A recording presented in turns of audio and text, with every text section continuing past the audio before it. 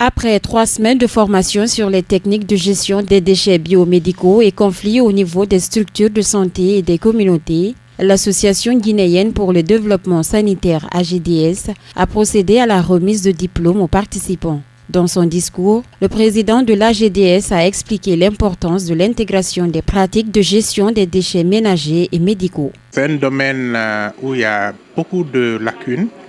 Donc nous pensons pouvoir donner aux gens des outils mieux adaptés pour pouvoir gérer ces déchets. Et nous attendons justement qu'ils la démultiplient, c'est-à-dire qu'ils donnent la formation à d'autres et qu'ils l'appliquent surtout, parce qu'il y a la possibilité de faire des projets bancables, des projets qui peuvent être financés par les organismes dans la gestion des déchets biomédicaux. Des notions qui semblent être comprises par les participants qui soutiennent que ces déchets sont nuisibles pour l'organisme, d'où l'intérêt de pouvoir bien les gérer. C'est des déchets qui sont fortement dangereux. C'est des déchets biomédicaux qui sont constitués de déchets infectieux, toxiques, des déchets même, radioactifs. Et si ces déchets sont dégagés de nos salles de santé, il faut qu'on soit rassuré où sont entreposés ces déchets, quel est le devenir de ces déchets. Le maire de la commune de Ratoma a lui salué la pertinence des modules dispensés. Il a par ailleurs exhorté la multiplication de ce genre d'initiatives. Très souvent, on élabore des projets et par manque quelquefois de financement, ou quand il y a financement quelquefois, l'argent prend d'autres directions. Donc pour toutes ces raisons, quelquefois le projet n'est pas appliqué, n'est pas réalisé sur le terrain.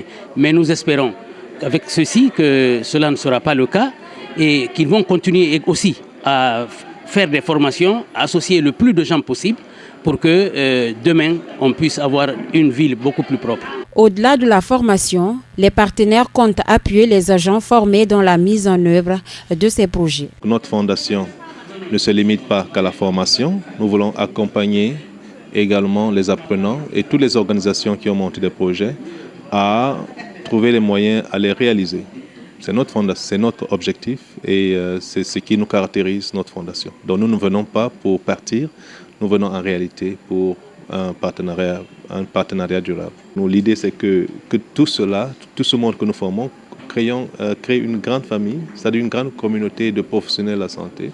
Sur une quarantaine de personnels médicaux formés, 10 se sont spécialisés dans la gestion des conflits et la pratique de gestion des déchets.